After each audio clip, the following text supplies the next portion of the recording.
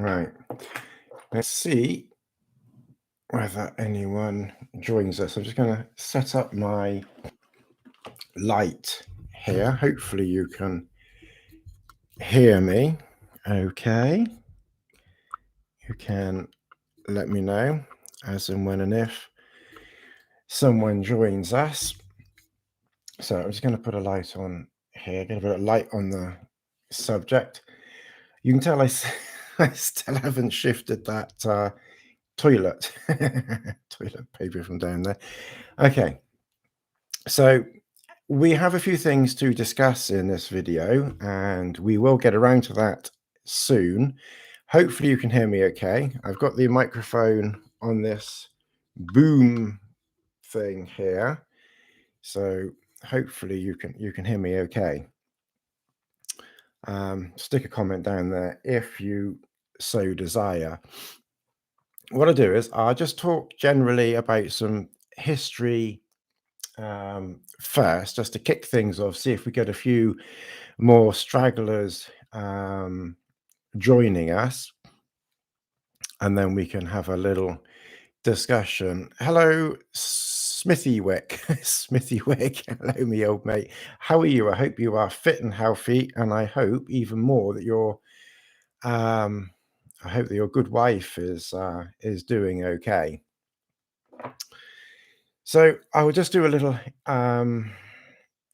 Let's go back in time to when I first met Sue, because that's quite an interesting thing. It was good to talk about that. Good old happy days.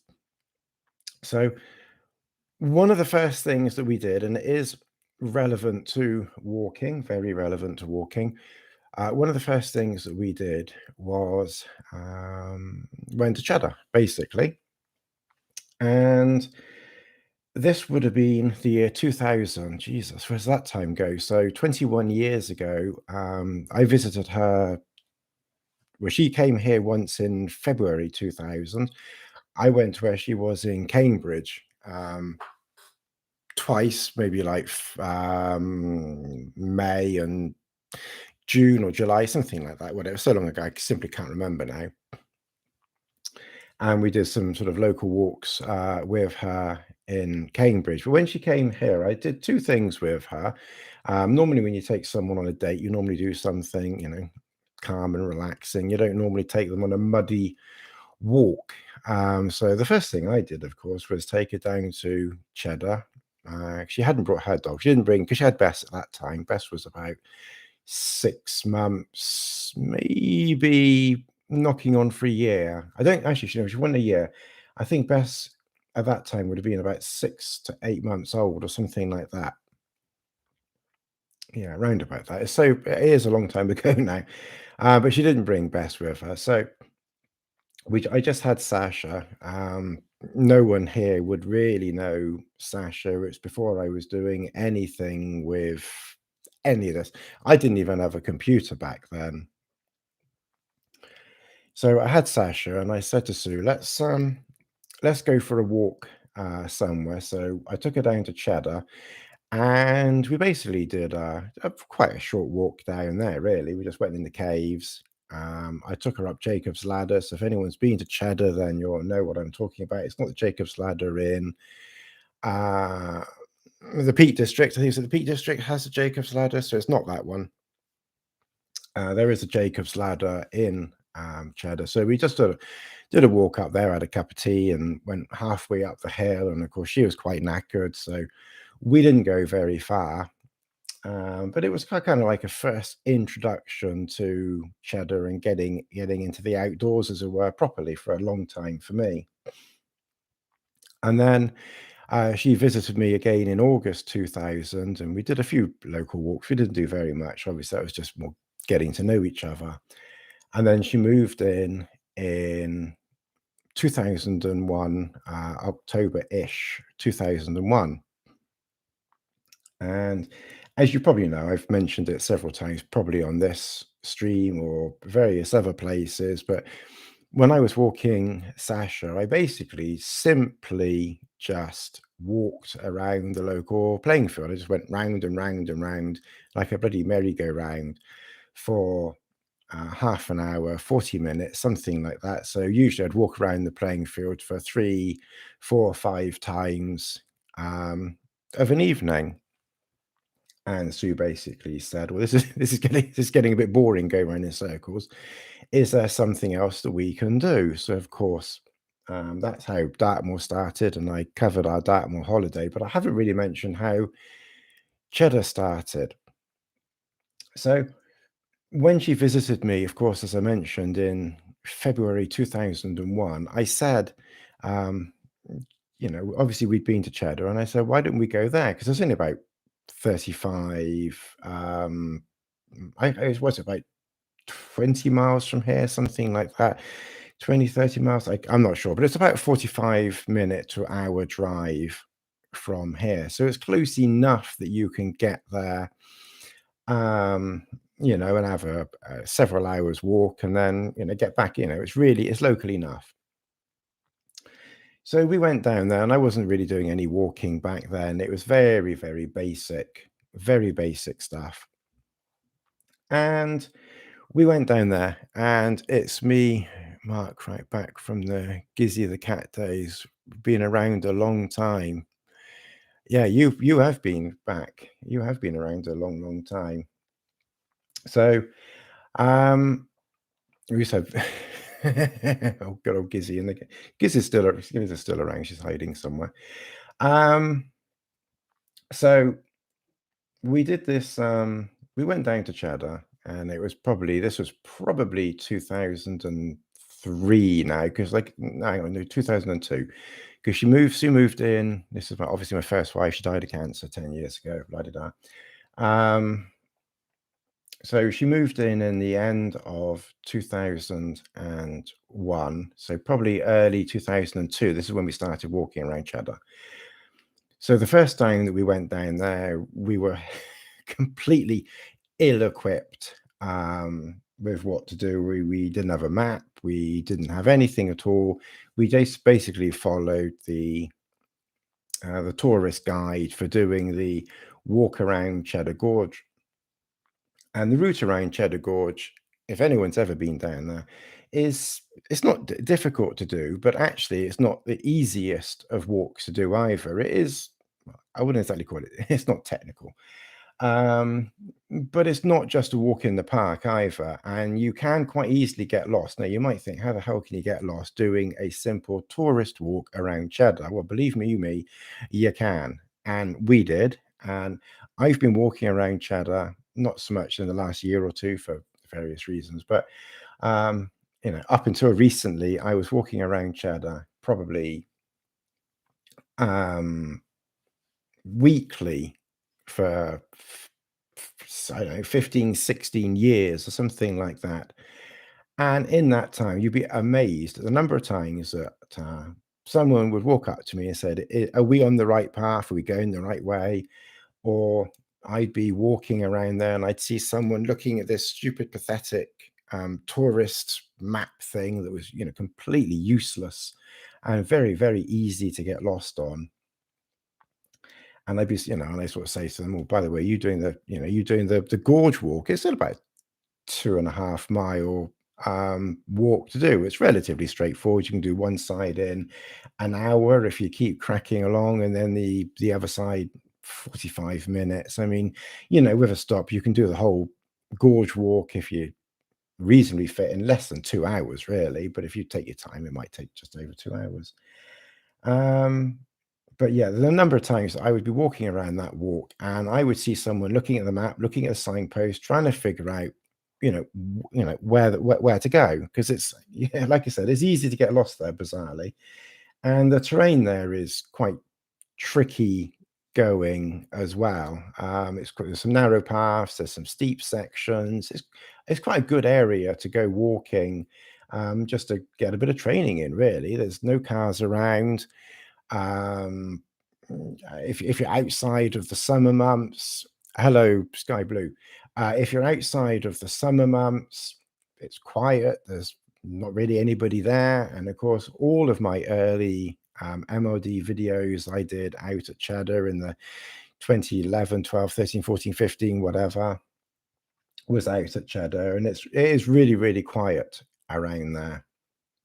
And like I said, there's lots of walking that you can do there with very, very little roads that you have to cross or worry about or anything like that. And the one or two you do have to cross are generally really, really small and quiet. So basically, on this particular walk I was doing with Sue, we parked down in Cheddar because at this time we hadn't realized that if you go to the top of the gorge, there's actually a lay-by there, and you can park in that lay-by. I think it's called Black Rock. Black Rock, I think it's called.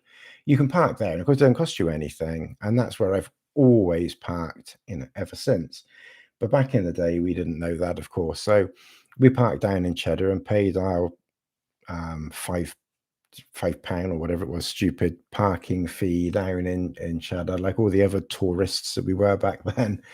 And we sort of, made our way up Jacob's Ladder. And I say, Sue, bless her, she wasn't exactly the fittest of people, and, and I wasn't either.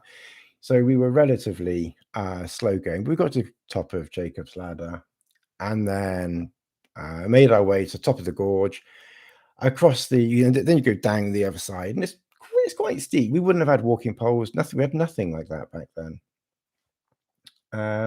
So we walked down the other side like any other tourist, and basically you then cross the road, you walk about 200 meters ish, and you come to a gate.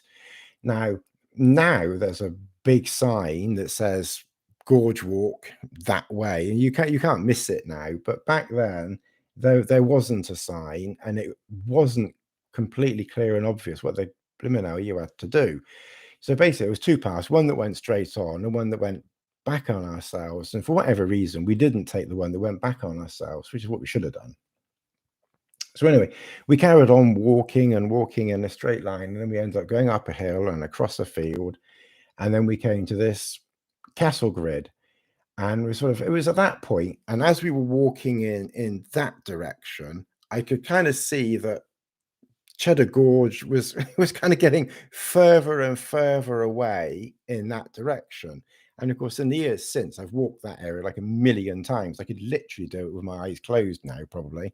But back then, like I said, we'd never done it at all. So we were completely out of our depth, completely lost. We had no maps, no technology, nothing. No phones, nothing. The mobile phones we had back then was just a simple one that you did text on it and phone on it, and that was it. And we got to this cattle grid, and we started thinking, hang on a minute, there's something not quite right here. We're going something's wrong. We're going in the wrong direction. So we can't just keep wandering blindly. We had no maps or anything. And even though we weren't exactly going to be in a position of calling out search and rescue or anything like that, we're in Cheddar, for goodness sake. Clearly it was clear that we had to backtrack on ourselves. So we ended up just going back to the main road, and we just walked down the road, because I think time had ticked on, and we weren't sure how long the top route would take. And we looked at it, and it looked quite steep, and like I said, we weren't exactly prepared for it. So we just walked down the street back down to the car. We had a cup of tea at the car, and because I always take a cup of tea with me wherever I go. I've got a flask with me.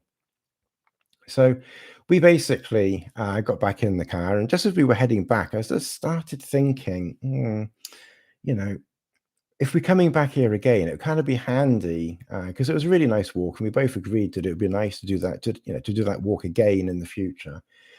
So we were kind of like sort of saying, well, I was thinking, actually, we could probably do a map for this. So I went back into the village of Cheddar, to the tourist section. I knew nothing about maps. I mean, obviously I'd done basic map reading when I was at school for the Duke of Edinburgh Award, which I'd spoken about in another live stream. I think that Duke of Edinburgh Award is accidentally on the Watches channel. So if you want to listen about my Duke of Edinburgh experience when I was 16, just go over to the Wild About Watches channel. Pop a subscribe there. I could do with a subscribe there. I need to catch up on the subscribes. And that story is there. I thought I was doing it on this channel, but it turned out I was doing it on that channel by mistake. Anyway, so I knew very little about maps. I sure as hell couldn't read a map, but I thought, well, even back then, even though I couldn't read a map, I was kind of like thinking, well, I probably ought to have a map, just even if I can't read it, it might be handy. So I got a 1 to 50,000 map, took it home, and of course, Cheddar Gorge Walk on a 1 to 50,000 map is like that big on the map. You know, you've got this huge map,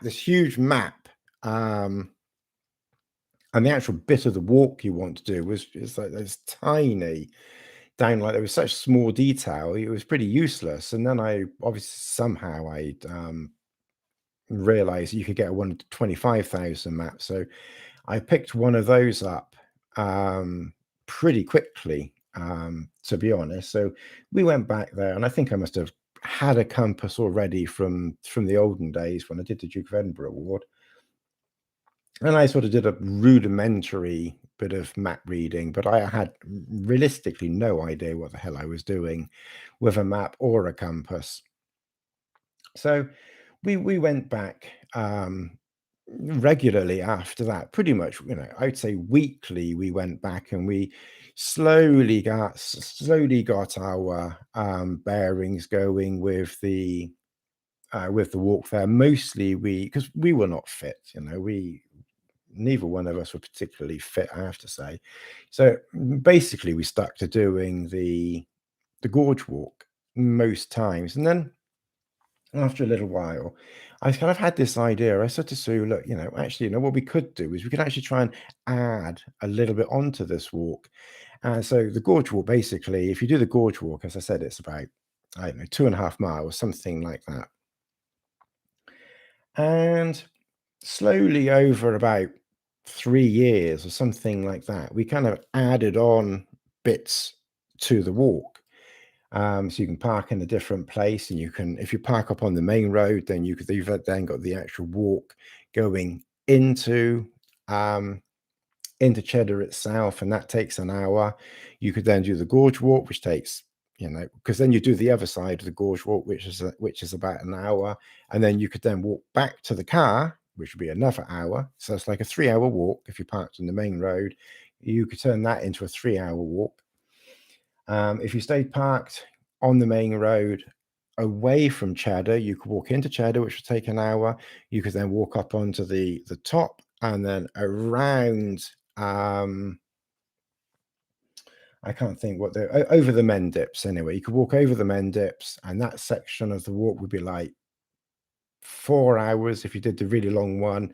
And then that would bring you back down to Black Rock, which is the car park at the top of Cheddar, and then you had another hour to get back to the car. So you could turn it into, you know, into a 6-hour walk if you wanted to. And ultimately, that's what we did. You know, we kind of built the walk up by adding bits on here and there, or we would maybe park in one place and then add a bit onto that walk, or we'd park in a different place and add a bit onto that walk.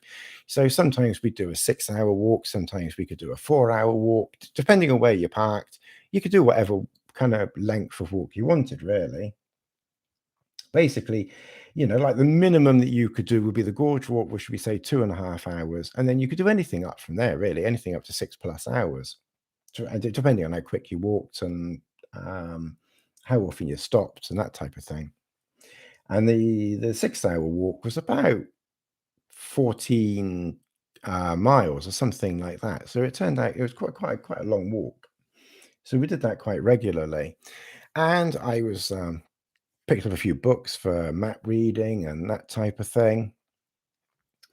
And I tried to sort of do some basic map reading skills, but I was pretty ropey at it. Then, of course, we did the Dartmoor walk. And from that, like I said, that's when I did that. I used the GPS, which I mentioned to you about in another trip, or another live stream when I, you know, our Dartmoor holiday. And basically, it kind of sort of got to the point now where we were starting to think about getting married. And we got married in 2004. And that's when we did we had our honeymoon up in the Lake District. Now maybe save that for another live stream. I was going to say everything all together as I run out of things to say soon. Most of the rest of my life hasn't been that exciting, to be honest. I run out of things to talk about. So that's something I can talk about another time, because we did several walks up in the Lake District together. But that's also when I got to know Chris back in the day, around about 2002 or something, 2002 to 2003. I was looking for advice on walking and packs and just general things like that, really. So that's how that's how I came across, Chris back at, frankly, I was going back a blooming long time. That's nearly 20 years ago. So that's kind of how I got into walking, properly. It was basically just walking around Cheddar and then collecting kit. So let's switch over to kit, a little bit. So basically back then I was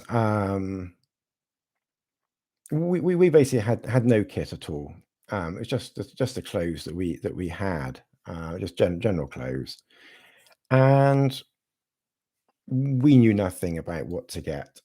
So I think we probably went into millets or blacks or something like that, like you normally do when you first start. And I think the first waterproof trousers and jacket that I got was something like a Peter Storm pair of waterproof trousers and jacket, which of course didn't really quite live up to its name, because Peter Storm was pretty cheap and cheerful stuff. And I have to say, I think I used it once when it rained, and I seem to remember getting a bit wet in it. I don't think it was very good stuff.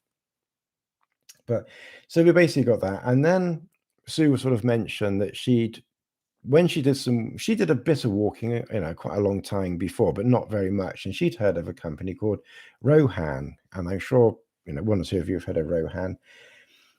And she said that they made good clothing. So I thought, okay, that's worth a look. So let's check out Rohan. Of course, yeah, I must say they did quite good stuff actually. The trousers were pretty good, shirts, underwear was good. They do good good underwear.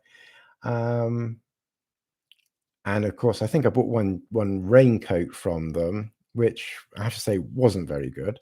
But their basic sort of base layers and underlayers was very, very good. And I still got one or two items of theirs now. So I bought I bought a Rohan rain jacket, because that seemed like the next logical step up from Peter Storm. I think it was somewhat better than Peter Storm, but it still wasn't particularly good, to be honest. So I bought this Rohan jacket, waterproof jacket, and I kind of like it might have even been on the Dartmoor holiday that we did. I can't remember if I had it for that holiday, or if it was or if that holiday I had the Peter Storm jacket, but I can't remember. It's far too long ago. But anyway, I do remember having the the Rohan jacket with me, and we had our gas burner, because when we used to do the walks back then, because we didn't camp or anything like that. We literally just did day walks either around Cheddar or like I say, Dartmoor once a week. And a bit of rubbish. I might need to delete that one. So basically, we had this Rohan jacket, and I remember leaning over the gas burner that we were using to cook. Because what we used to do, we used to take like a tin of, because it was just a day walk, it was okay to take a tin. So we used to take a tin of rice pudding, and then we'd heat that up, and then we'd have half each, one spoon each, and just help ourselves from the bowl. And our greedy chops here probably had more than half, but I try to be relatively fair. And I remember leaning over, and I didn't notice it at the time, but when I got back home, I noticed there was like a little scorch mark on under here. So I contacted Rohan, and they very kindly took the jacket in and repaired it. But then, unfortunately, I think we were out walking somewhere else, and it hammered it down with rain, and I got soaked, absolutely soaked in this Rohan jacket. So that's when I started, thinking, well, actually, this Rohan jacket's not really up to scratch. I'd heard of another company called Barber. You've probably, or Barber's like massive, isn't it? And they do the wax jackets, and I'd known about them for a long time because I bought a Barber jacket when I was in Ireland, probably about 96, 97, and I used the Barber jacket a lot. But of course, you can't use it with a rucksack. It's just not really, you can't, well, you can't because it's a wax jacket, so you can't use it with a rucksack. But around about this time, around about 2002, 2003, they switched. Well, they didn't switch, but they branched out. So rather than just doing wax jackets, this is when they brought in their cotton waterproof jackets. And this particular one that they had a liner in it, and that looked quite nice. So I remember buying that. But whilst it was waterproof, it wasn't. It was kind of like a good start for Barber with this kind of waterproof technology, but it wasn't really ideal because basically what it was a cotton overcoat with a waterproof liner on the inside, but the waterproof liner wasn't attached or welded or whatever they do with like Gore-Tex or something like that. It was like a floating waterproof liner inside, if you get what I mean when I say floating. So it was basically like two layers, and they were actually literally two layers. You could pull them apart. There was like just a gap in between. So of course, when it rained, you didn't actually get wet, but your outer layer would get soaked, and then obviously the barrier inside would like stop the rain getting through. But it wasn't the greatest of ideas. And the problem that I found with it was that the rain would come down the sleeve, and of course it would get wet, and then it would soak up underneath because it would like do a capillary action up the other side. And I actually contacted Barber. Like I said, for anyone joining, this is like 2002, 3, 4, something like that, a long time ago. And I just said, this jacket really isn't up to scratch. Is it possible to have a refund on it? And luckily, they took it back as a warranty, and I got the money back on that one. But I did get another Barber jacket, which was I think it was a cotton Ventile jacket, or it was I can't remember what kind of jacket it was now. I don't have it. I sold it a long time ago now. Keep most of my stuff, to be honest, but there was a few bits I sold. But I used that jacket quite a lot. But that jacket, the problem with that one was it was heavy, cumbersome and heavy, and it wasn't a hiking jacket. It was more of a jacket you'd use to the for the hunt or for the your fishing or something like that, whatever people were doing, or photography or something like that. Or if you were Bill Oddie, it's kind of like this kind of jacket that Bill Oddie would be wearing, like a country innovation type jacket. It might even have been Ventile, double Ventile, something like that. I'm not sure. So I had that jacket, and then I started thinking, and this would now have been around about 2004, that I really do need a proper jacket. And that's when I discovered Arc'teryx, and I bought my first Arc'teryx jacket back in the day. This is, like I said, this is almost certainly around about 2004-ish time. It was a blue, I think it was a Packlight Arc'teryx jacket, and that actually was a really, really, really nice jacket. I know everybody was like always taking the proverbial pee out of Packlight, but I have to say, actually, it worked really, really well. And apart from on one occasion, when I got soaked in it, but that was my fault, not the jacket's, not the jacket's fault.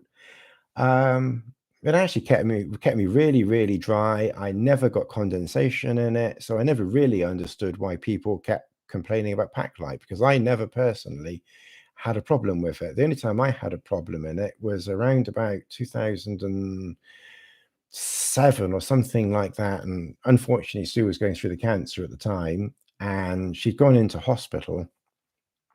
Actually, it might even have been about no, actually, I think it was 2009, because she'd gone into hospital in 2007, and at that time they were removing this cancerous lump from her leg, and the lump they had to remove from her leg was 4 kilograms. It's so long ago I actually can't remember, but I actually do seem to remember at the back of my mind that they took a 4 kilogram lump, cancerous lump, out of her leg. So I was hanging around at home while they were doing that, and that was probably one of the worst times or experiences of my life, waiting to hear, whether she made it, whether the leg, whether the leg stayed on, or the leg did stay on at that time. That came off after later. But yeah, that was a pretty horrendous time, I must admit. And I didn't really want to be hanging around at home, although that was the best place to be as it actually happened. But anyway, in 2009, after they'd amputated the leg, the cancer came back in the hip, and they had to try and remove more cancerous crap from the hip. And I thought, well, while they're doing that, I don't really want to be at home. It was a pretty miserable experience hanging around last time. So I thought, well, I know, let's go down to Dartmoor. what better place to go? What better thing to do? But to go down to somewhere where we, done so much walking. So I went down there, took this Arc'teryx jacket down with me. But of course, my mind was not on walking at all, and the weather was absolutely freaking foul down there. It was the worst weather. It was quite suitable for the situation, to be honest. So I remember walking down there. It was on the North Moor, but the south part of the North Moor, I think. It was maybe around Great Mist Tor, but I can't quite remember. I can't remember. And I remember parking the car, and it was certainly in an area where we'd done maybe one walk before, but we hadn't really done any exploring down there. So I remember I had my trail shoes on, because by that time I was well and truly into trail shoes and things like that. And I was like walking, and like I said, the rain was absolutely hammering it down. It was miserable weather. And I was like sort of thinking, why am I getting wet? I couldn't work out why I was getting I couldn't work out why I was getting so wet. And it wasn't until later on in the walk, and it was so ridiculous. And it was later in the walk, and I was still up about an hour or more from the car, because I had to go down to the road, and then the last part of the walk was road walking back to the car. And I was walking along the road, and like I said, it'd been hammering it down so much. The road was literally flooded. My trail shoes were completely flooded. And it was at that time I suddenly thought, I know why I'm getting wet. And this Arc'teryx pack light jacket, it had pit zips in it. So I don't know, do jackets now have pit zips, or is that a thing of the past? I don't even know. I need to look into jackets, because I could actually probably do getting another waterproof jacket at some point in the future, because my jackets now are really just slowly disintegrating. The Gore-Tex tight ones, and obviously when I went to Lake District and I took my Neo shell jacket, and that leaked and let water in. So I actually do need to look into getting a proper waterproof jacket now, and probably will have to be Gore-Tex. So I don't even know if they have pit zips in them now. But anyway, this one had pit zips in it, and of course it was only when I was heading back to the car, and I must have just moved my arm or something like that. And I looked down, and I suddenly realized that both pit zips were completely wide open, and they'd been open for the entire time of the walk. And I hadn't even noticed it or thought about it or anything like that. So no wonder this poor Arc'teryx jacket failed, because half of it was open to the elements, and I hadn't even noticed. So anyway, I remember that particular trip particularly vividly. I remember trying to contact the doctor, say, you know, is everything okay? And I couldn't really get through, which is not really very unsurprising out there. Anyway, everything was fine. We got another year out of her, of course. um, but basically, you know, so Kit. So back then, of course, I knew nothing about MLD. Of course, that didn't start until 2011 or around about that type of time. And then we were using I used Arc'teryx trousers. I really got into Arc'teryx stuff. It was just good quality kit. I liked it. It fitted me well. And so I was like buying loads of Arc'teryx back then. And packs, I remember I had Osprey packs. And I think one of the packs I got was an ether pack. You know, they're still obviously they still do the ether pack now. But I had one back in Christ almighty. It's actually quite scary to realize, you know, you see all these groups and people talking about what people has underarms. So they do still have pit zips, and I thought they probably would do. Um, you know, it's quite strange, quite fun and interesting following some of the groups and people saying, you know, what bag should we take and what jacket should we, you know, get and what burner should we get and all that type of stuff. And it's like, Christ almighty, I was like, you know, working that out, that stuff out like 10, 15 years ago. It's just bizarre how long I've been walking. It's actually quite scary, really, to think I've been, you know, walking properly for, you know, nigh on 20 years now. So it's just quite interesting watching those things. So one of the other things that obviously, you know, with the channel and things like that. So let's sort of we'll move on a little bit more now. We've got a few more people hanging around. So obviously, Sue died in 2010, and of course, you know, the basic story is I carried on walking around Cheddar 2011. I was kind of by accident discovered MLD and just been in love with MLD pretty much ever since. And you know, there isn't really, realistically, there's not very much that's better. You know, there are other alternatives, of course, that are probably equally as good, but there's very little that actually is better. And that's why I've been using it for the last 10 years. But you've probably noticed in some of my videos, I've been commenting on that, you know, whilst I've got 3,500 subscribers or whatever it is, we don't get that many views on this channel. And I think it's just that people, one, probably got bored for me doing the same thing. And obviously, I've been doing some research on, you know, how to attract attention. I've been watching Roberto Blake and Nick Nimmin and various other people as well, Jared Jovi, whatever his name is, and others as well. And one of the things that I've discovered is if you're going to make videos, you want to be doing, you want to use things that is, or talk about things that is searchable and it is popular. And obviously, whilst MOD is very, very, very, very brilliantly good, not that many people know about it. You know, within our group of people, we know about it, obviously.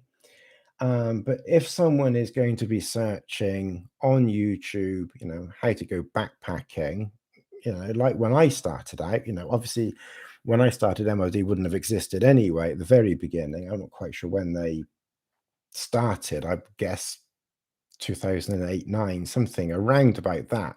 I don't think they'd been going very long when I discovered them. And I was certainly one of the first people to discover them. As I mentioned before, I think Colin Ibbotson was probably the first major player, as it were, in this country that was using them. And there was one or two others as well, but I was definitely one of the first big ones that, well, back then when I call myself big, but you know, that was on YouTube and using the stuff. But like I said, it's not a searchable item because people just don't know it. So one thing I might try moving forward, and obviously I want to keep I'm not going to change or anything like that. And I couldn't change anyway. I'm too blooming old in the tooth now to change anyway. And I certainly don't want to become like all these other, um, all these other people that do whatever they do, So what I was thinking of doing is I've actually got, and I've got it here, interestingly. I've actually got Osprey packs, and the strange thing is this particular pack here. I hope you can still hear me okay on my little microphone thing here. But let's come around here so you can. So this pack here, this one here, this is a Talon 22. This is a Talon 22, and you can see it's quite mucky and muddy and what have you. And I've had this pack for, I don't know, before MLD, almost certainly, or maybe when I was getting MLD and I was using it a little bit and I hadn't quite settled into using it, and I was using this pack, maybe like 10, 12 years ago, something like that, and I still use it for just some if I just doing something like very short walk. I love the MLD stuff so much. This stuff has pretty much got deserted, to be honest, and I hardly use it. And I've even got this one.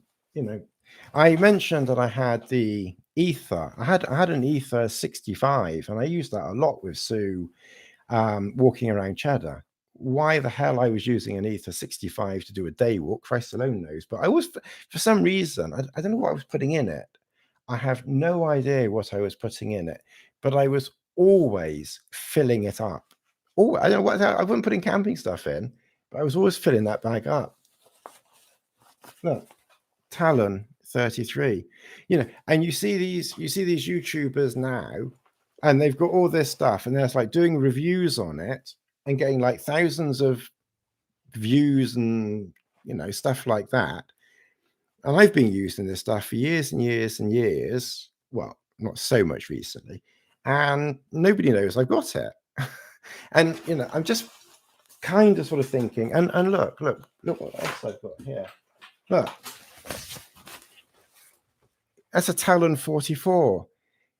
And if you go back to the very beginning when I started doing YouTube, and I took you remember I have the Scarp, the Scarp 2, and I was with Bess, and I took the Scarp 2 to Dartmoor before I was camping.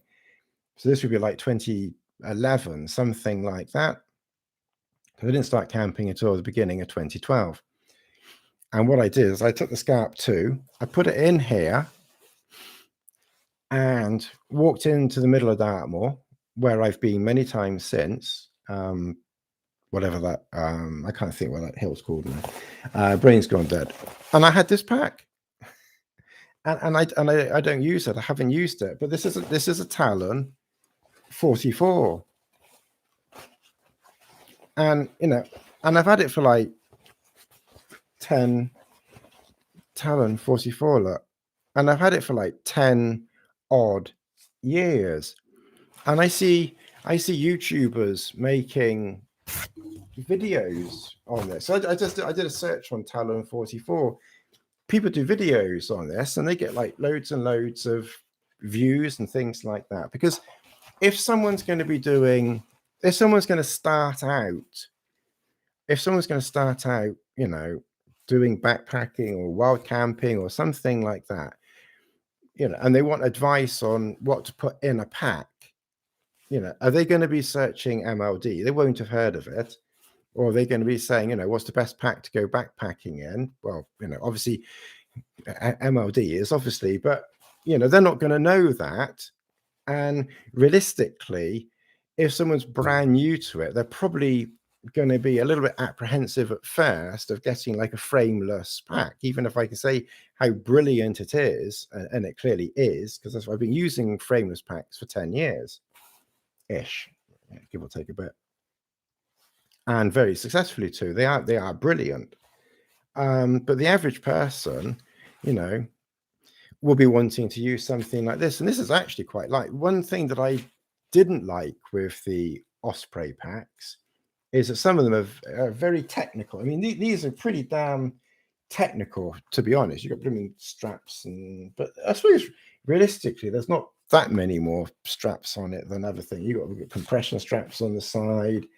There's some loopy thing down here, which I watched another video on. I watched a video on this, and this chap just recently, I think this chap did this video just like a year or 2 years ago or something like that on the Talon 44, and he was describing how this pack has this amazing ability to put your walking poles. So if you're walking, and you don't want your walking poles, normally you have to take your pack off and put your poles on your back. Sorry, take your pack off and then put the poles on the pack, and then put the pack back on your back again. But this thing has actually got this ability where you can keep your pack on, put your walking poles down through there, and then attach the top of the poles to here, and you can actually keep the pole here. You don't have to take the pack off to put your poles on there. And you got, I don't know if there's, there isn't one on each side. It's just like one side. So you'd have to put like both poles, but you can actually attach the poles when you're walking to the outside of this, pack. So I think next time I go camping, I should take a couple of different things and do a few videos on them, and that might, maybe, if I can make them half decent. I mean, I'm pretty rubbish at making videos. That's probably why people don't watch them either. But if I can do a video on some more mainstream things, then that might also attract some new people in. Because basically what I'm thinking is, people, they come onto YouTube and they watch all these other people doing things using mainstream equipment, and they're searching for this type of thing, and they're not even going to discover me. Obviously I have my regular people, and some new people will find me from time to time. There's definitely some that accidentally trip over me occasionally when they're searching for something. Occasionally someone will say, "Oh, we found your channel. It's very good and really informative," and that type of thing. And when I did my Merry Christmas video yesterday, I did it the day before for yesterday, I actually discovered I've got 461 videos up on YouTube now. 461 videos. And I've been doing it now for like 10 years, and that averages out at what, 40, 45 videos a year on average. So I got a hell of a lot of content on YouTube, and obviously some experience. So I'm no expert by any means, but so it might be kind of interesting to use this and do some videos using some of the things that I still have from a long time ago, and that might help. Let's try and get that down there a bit. So let's start with microphone there. Got it on this Hitachi Banksy thing here. And of course I did some videos last year on this cheap cooking pot thing, and maybe I should use something like this and then mention these items and maybe just put them in the title or something like that, and that might just attract some new viewers. So that was just something I might just try moving forward. That might help, because I got so much content up there now with so many different things, and people aren't watching it, and they might be interested in that type of thing. So that might help. attract some new viewers as well. And then obviously, drop in lots of MLD hints and, oh, don't forget MLD is brilliant, all that. So we'll sort of be using that like lots and lots and lots and lots as well, obviously, because it's such damn good, bloody good stuff that, I'm not going to suddenly start using ospreys all the time, or some other packs or something like that all the time, or suddenly turn to using confined tents all the time or something like that. That's just not going to happen. Or that's not going to happen either. But it's definitely worth trying. And where this thought is where this thought has come from, I mean, I've always thought that, I've been doing this for 10 years and everyone else is getting the views. Not that I'm bothered about it, because I mean, I'd still carry on doing videos, even if just one or two of you watch, because I mean, I enjoy it anyway. But when people do stumble across me, quite often they do say that they enjoy it.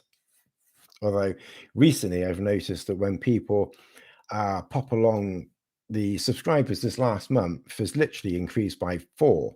And I think that people do come along and they probably just get bored of someone waffling along. So I think it's good to keep the waffle in, because all of the regulars enjoy that, but maybe try and put some other content in, like I have been doing. Like I said, I did a video on cheap stuff last year.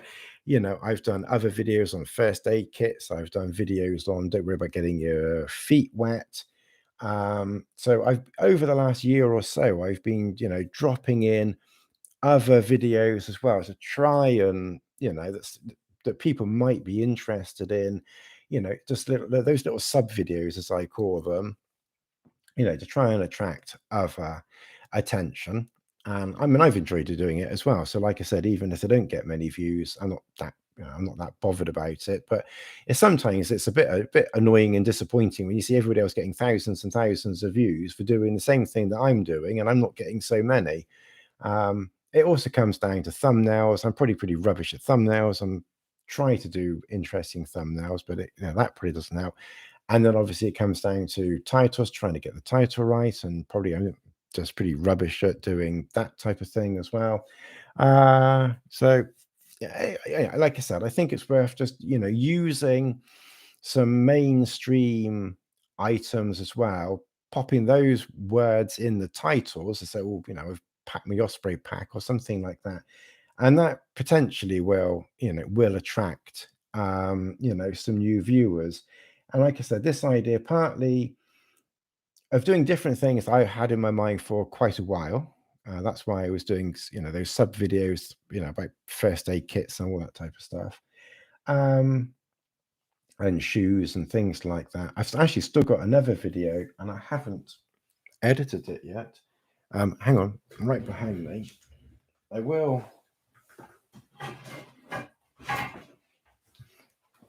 Obviously, I'm a real fan of of Innovate.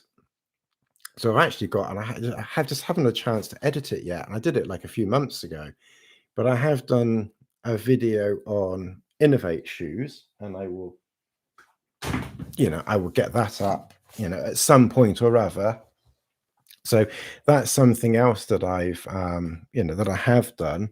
I kind of sidetracked myself there just for a second. Shoes. Oh yeah, so the idea has been at the back of my mind for quite a long time, and that's why I've been doing those other sub videos. Also, last week or whenever it was, we were chatting, and I was talking about when I was flying with the Air National Guard and that type of thing in the 90s. Stuart mentioned, had I seen or tried the DD pyramid tent? So I said, I hadn't even heard of it, I don't think. So what I've done, I put a in the community tab on here, I posted a question, of what people thought about. Let me try and find it a second. My channel, go to community, read more. Yeah, so if you go to the community tab, on there, it might not actually there. So if you go to the community tab, then I said, hey guys and gals, in my last main live stream, Stuart asked about the DD pyramid and had I thoughts on it. I've not seen one, but it got me thinking the DD pyramid and Cloud Peak 2 looks interesting options to try, and they're not too expensive to get. The latter probably better for winter, but I'm open to getting either and testing one on Dartmoor in January, hopefully, or I'll just take go, or I'll just go. Oh, sometimes I'm rubbish at reading, or I'll just. Oh yeah, actually, that was the funny thing. When I was at school a long time ago, we were reading something. I'll come back to this. We were reading something, and I and I had to read. I had to read this passage out, and I was supposed to say. I was supposed to say that such and such cocked his eye to the sun or to the sky or something like that. And I think I got my words wrong. And I said he cooked his eye or something stupid. And it's just, I'll never forget that. So, or I may just take MLD or one of the Hillybergs that I have, because obviously I've still got the Acto and I still have the Namos 3 GT, both of which you've obviously seen before in videos. I've added these below just out of curiosity and would like to try one of the former, as in Cloud Peak 2 or the DD Pyramid. I've not added in MLD because there's a list of things there that you can vote on. I've not added in MLD, obviously, because I use that all the time anyway, and I'm just interested in maybe just trying a few other things.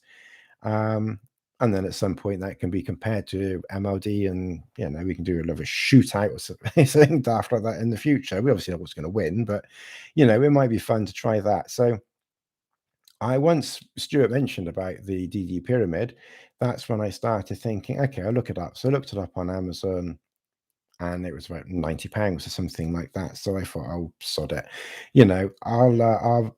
I'll think about getting that. And I posted this down, and the Cloud Peak 2's got 18%, the DD Pyramid 36%, other options 14%. But I do say other options, make comments below, and nobody's put any comments. So people have voted for other options, but they haven't actually said what they want to do for that. The Acto surprisingly just gets 9%. I suppose because that's filmed quite a bit, maybe by other people, and the Namos 3 GT gets 23%. So from this, the two winners are the DD Pyramid at this moment in time, and the Namos 3 GT at 23%. Obviously, people want me to break my back carrying that 3 GT, and I've not used that actually. I haven't used that for a couple of years, 2 or 3 years now, I don't think. So maybe I'll get that GT back out again at some point, but I'm hoping to get camping again in January. And hopefully, if the DD Pyramid comes in time, then I'll take that one with me, and we'll see how it goes, and I can give my thoughts and things on that. And again, I've done a search. You do a YouTube. I see the questions, so I'll come to those in a second. And I've obviously seen people. If you do a search on YouTube, there are videos on the DD Pyramid, and it's probably something. Given that it's a pyramid tent, it's on Amazon. It probably is something that people would be searching for. So I think that's worth trying. Whether it's a full-on winter pyramid tent, I'm not sure. People have, when I've looked at videos of it, people have said the craftsmanship is ship with a T. But maybe hopefully they've improved it over the last few years. I've seen at least 2 or 3 videos where the stitching hasn't been good, where the zips haven't been good. But like I said, all those videos were 2 or 3 years ago. So hopefully, fingers crossed, those things have maybe been addressed, in that time. So I will try a few different things like that. And quite honestly, from my point of view, I think it would be interesting just to try some some different and interesting, equipment out there, because otherwise I'm just using the same thing all the time, which is good because it's freakingly good stuff. But then I'm not really educating anybody if I'm constantly using exactly the same brand all the time, even if it's brilliant and the absolute best, which it pretty much is. Nobody's going to know that if they're not searching for Osprey. Oh, this Tony Ops, or he's using an Osprey pack. Oh, I wonder what else he uses. Oh, he uses this stuff here. So it might. so who knows? Let's just have a look at some of these questions here. I'll just move them a little. This is this thing here. Look, you see what the expense I've gone to for you lot and everything like that. This microphone thing here and this Banksy thing. So let's see. So Alan Faro. I never know how you pronounce. I never know you pronounce that. Here is scary. I met a kid 20 years old and he began backpacking with me. His fourth video with me, his dad called me and said, "Hey, Alan, your hikes retired me. Your hikes retired me, but Matt, the kid, is my son, small world." Smithywick. Cooking, always a winner. People love watching outdoor cooking, myself included. Yeah, I think I ought to do more. And interestingly, the other thing that I did, because I don't film cooking so much. I've done a couple of cooking videos, but not really that much. But yeah, again, if you look up cooking on YouTube, there's loads. The problem that I'm doing at the moment, I'm taking these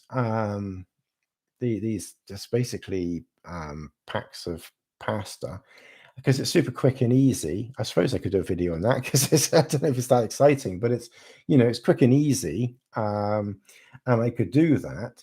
But I have ordered, as well as the DD pyramid, and I went for the XL pyramid because I chatted briefly with Stuart after the live stream last time and looking at some of the videos on the regular DD pyramid, and it sounds like they are quite tight. And it also, I don't know if any of you remember Go Light. Again, we're going back a few years now, but Go Light went out of business. I don't know what, 7-8 years ago, 6. Well, no, maybe not that long ago, but I don't know, several years ago anyway. But they made a pyramid tent because it was one that Chris used a lot as well, and he raved about it.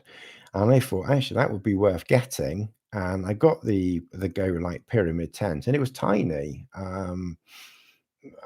I don't know. I mean, unless you were like Yoda or something like that, I think it would have been quite difficult to sleep in it. And I never actually used that tent for camping. I think I pitched it once, thought this is a bit on the tight side, and that was another one of the few shelters that I ended up selling.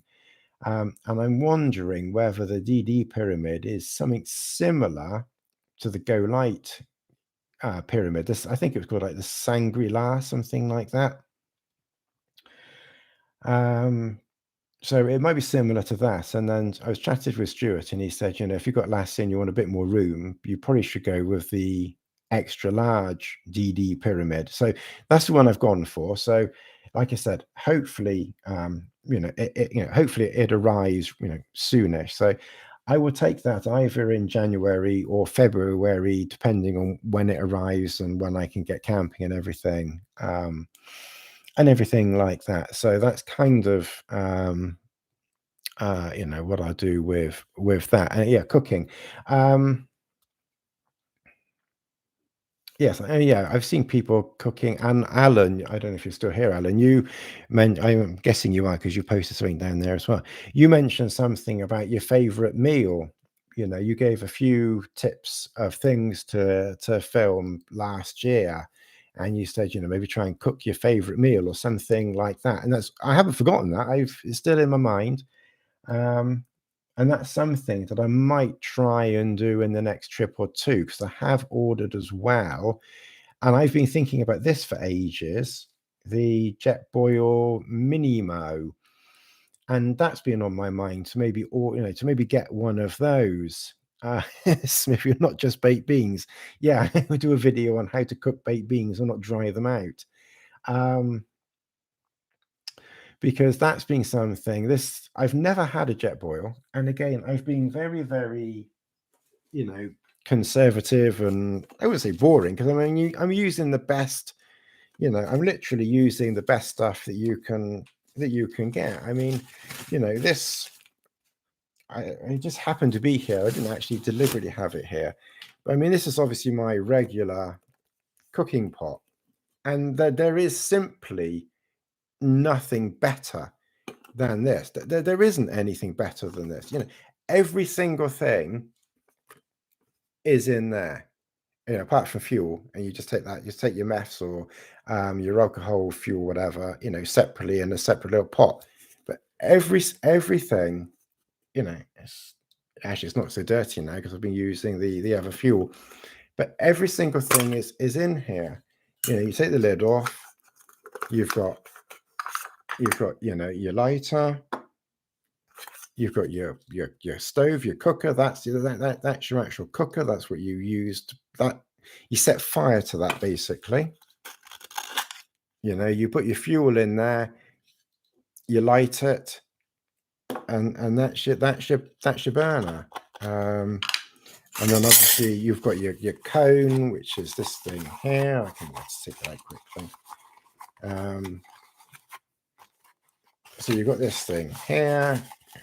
It's funny, when I'm doing it in camp, I can take it out super quick and efficient, probably because I'm hungry and I need to cook quickly.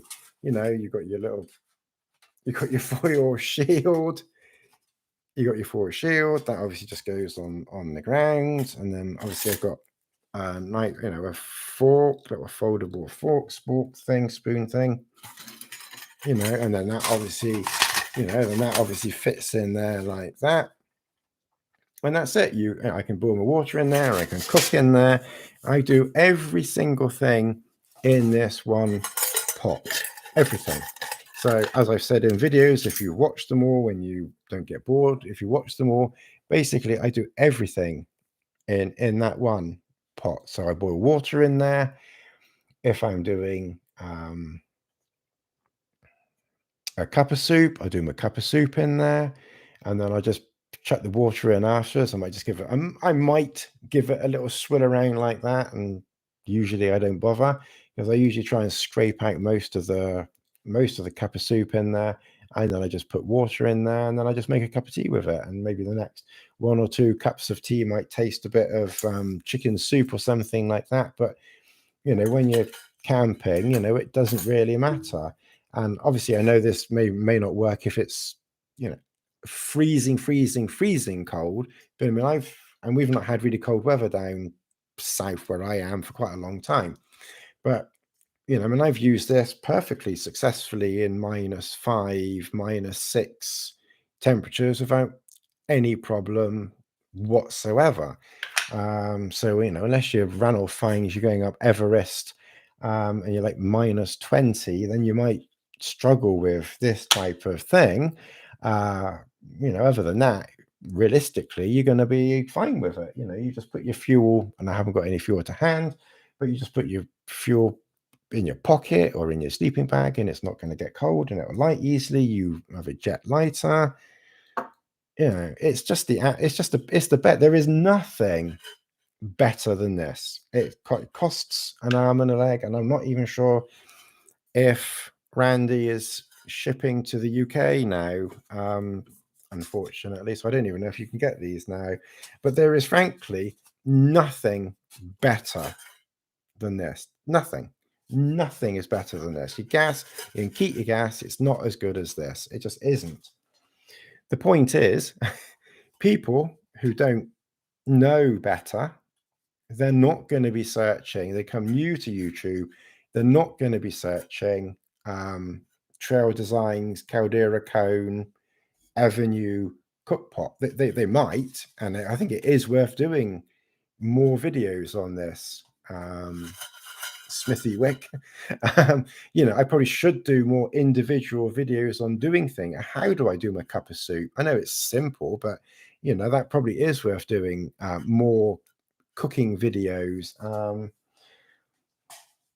on things like that. But what are people going to search for? They're probably going to search for a gas burner or jet boil. So that's why I thought, oh, well, you know. And I've been thinking about a jet boil for a little while now, just to give it a crack, you know, just to see what it really is like, you know, just from the experience of trying it as much as anything else. So I have ordered a jet boil Minimo, and I ordered the frying pan, because you can get a frying pan that goes with it, and the spatula things and things like that. So I'll give that a try. It's clearly not going to be, you know, I don't know how heavy this is, but it's so damn light. There's nothing to it. You know, you like the lighter, literally the lighter in this system is probably the heaviest part of this system. So, but anyway, like I said, I don't think people are going to be searching that. So that might be another way. So I've ordered the jet boil. I'll give that a try. I've ordered the frying pan, and maybe I can finally do what Alan asked and actually cook my favorite meal, which you asked. Christ alone knows when you asked that, Alan. It was last year, sometime last year, the summer last year, or something like that.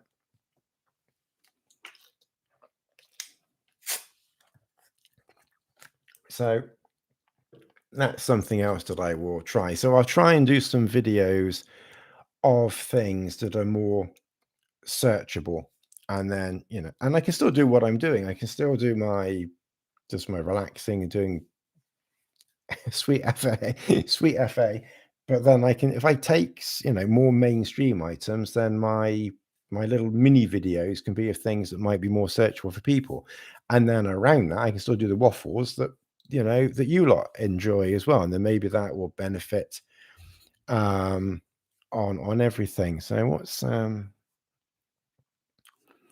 Northern Sweden stories completely depends on the weight you are carrying. If you're going on a 2-week expedition into the wilderness, we have no chance of resupplying food, etc. Then a full frame pack is far better option. That's an interesting point. The point that I would make with that, what about,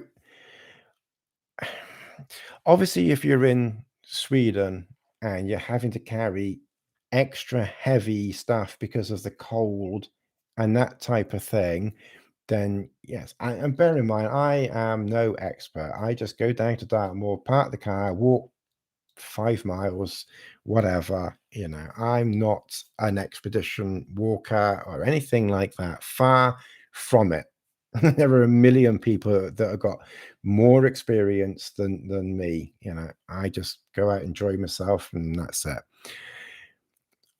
Yes, I would say that you're right. If you were in Sweden or in the north and it was freakingly cold and you had to carry, you know, a heavier tent and you know,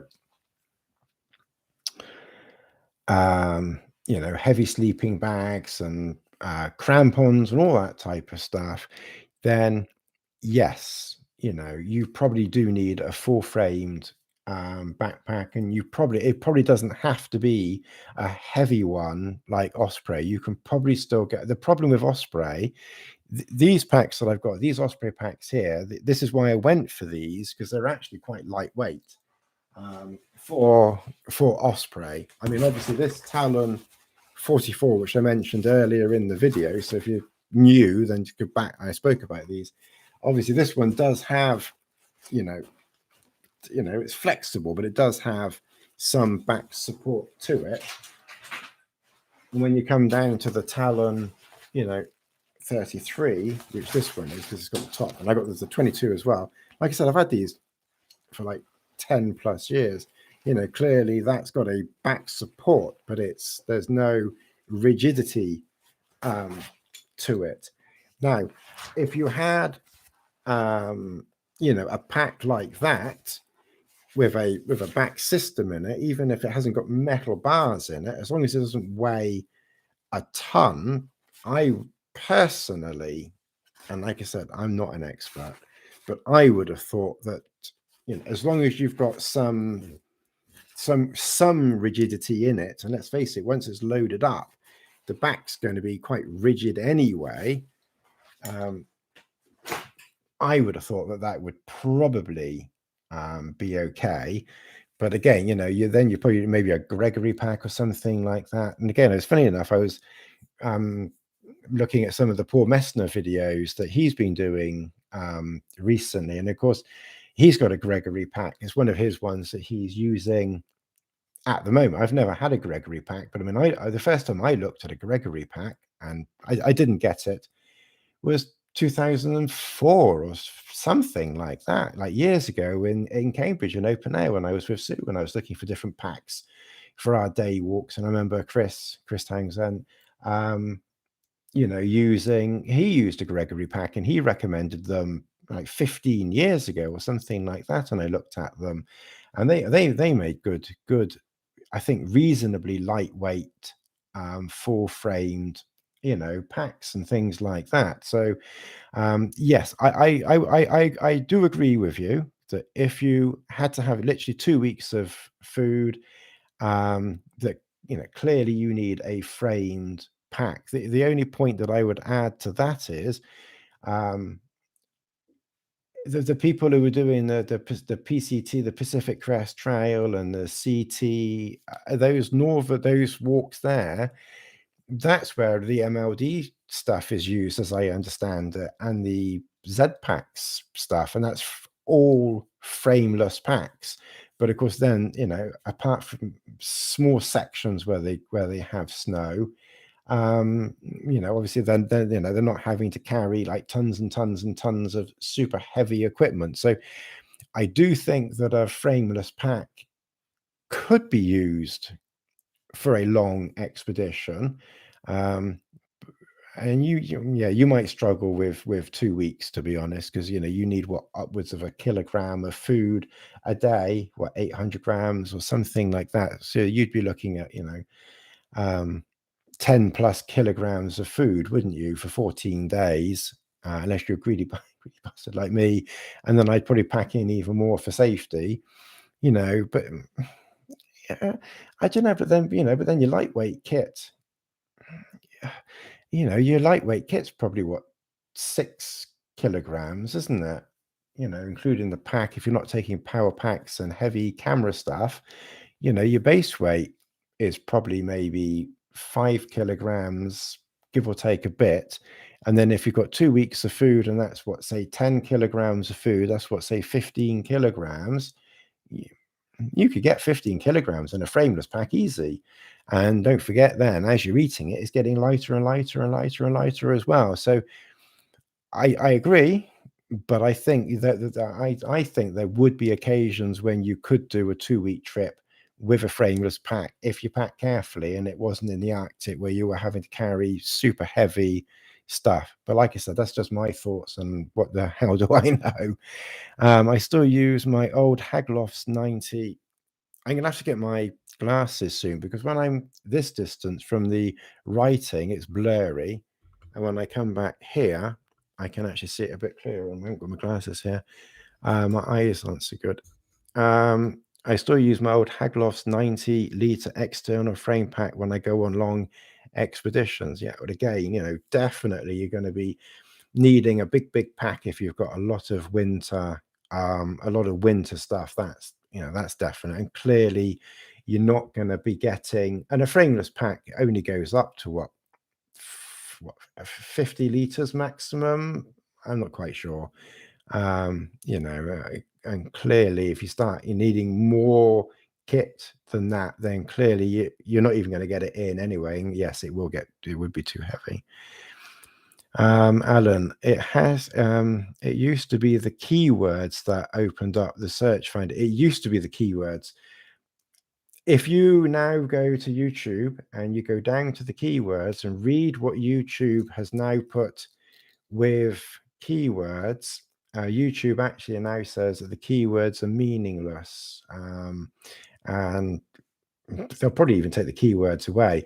From what I understand, how people find your content is from your title, what words you put in the title, and the description. And I could be wrong, maybe they've changed it, but from what I understand, they find your stuff from the title and the first paragraph or so of whatever's in your description.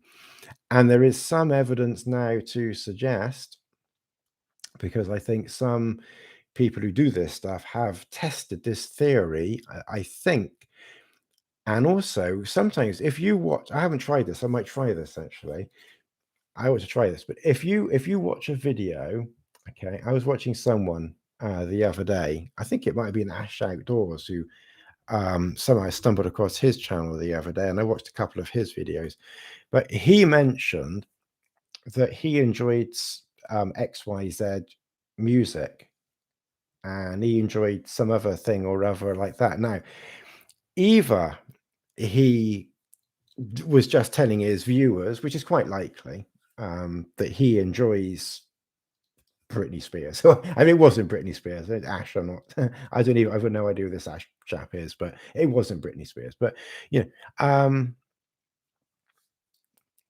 but it could be. You could actually use words within your video, and like I said, there is evidence because people have tested this, and YouTube will pick up words that you are saying and words that you speak but are not in the title and are not in the description, can appear in the search bar, because you can look and you can see what words have been searched.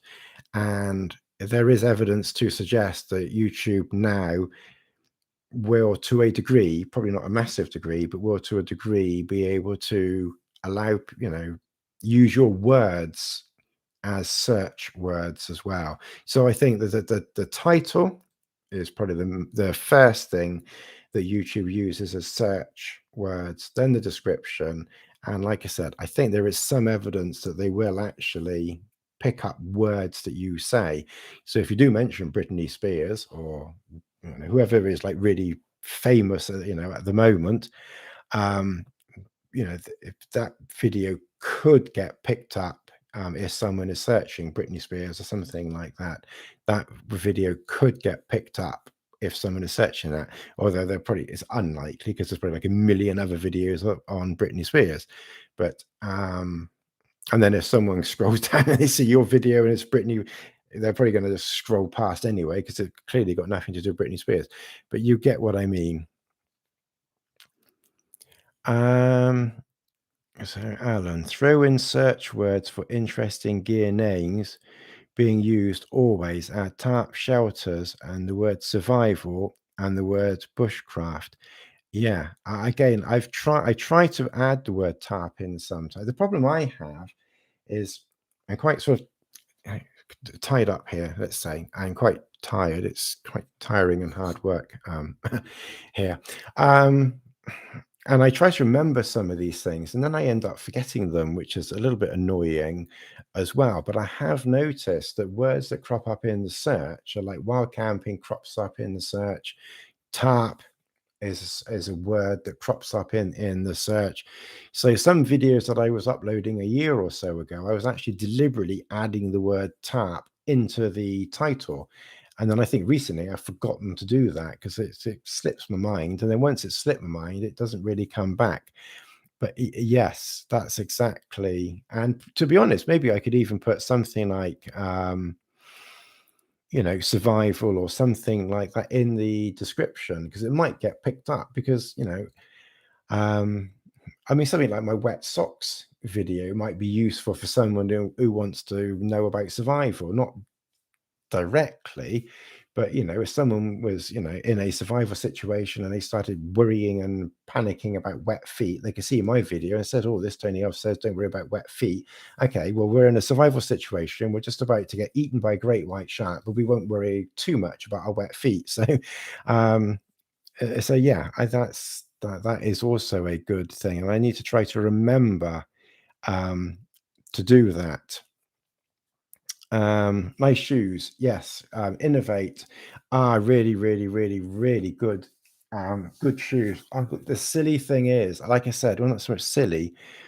I've done so many videos, and I'm trying to sort of keep up with the videos that I've done. And I bought these Innovate shoes, and I did a video, and it must have been like August or September, and I still haven't done the video yet. But I got about an hour or an hour and a half of video that I did on Innovate, on my history of Innovate, why I switched over to Peak, whatever they're called. Those other ones, I can't even remember what those other ones are called now. Lone Peak or something like that.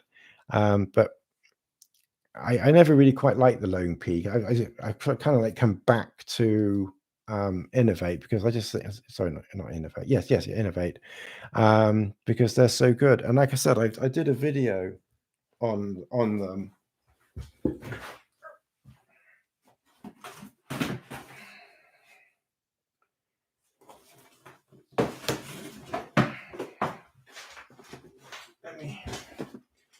I mean, if you remember going back, I did a video on this as well, and I still haven't uploaded it yet. But when they were doing the 235s and the 245s, because I knew that they weren't, I knew they were going to stop doing them. I actually bought another pair of the 245s, and they're still in the box, like completely brand new, and I still haven't worn them yet. I'm kind of like, because you can't even get them anymore, I'm kind of like preserving them, almost like some sort of mummy or something like that. So that's why I bought some of the new ones, and I kind of like use some of those.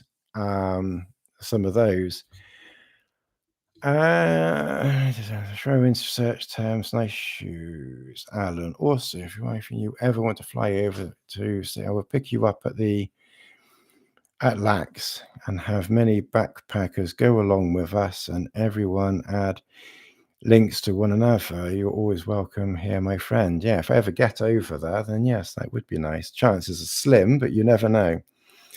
Have you invested in a Ridge Monkey yet, Tony? Not sure what your thoughts on them. I've got one, Ridge Monkey. I've heard the name, but I must admit I don't even know what it is. But I've heard the name. Let me just see what it is. I don't know if it's boots or a tent or a bag, or I've heard of it though. Ridge Monkey. What the hell is that?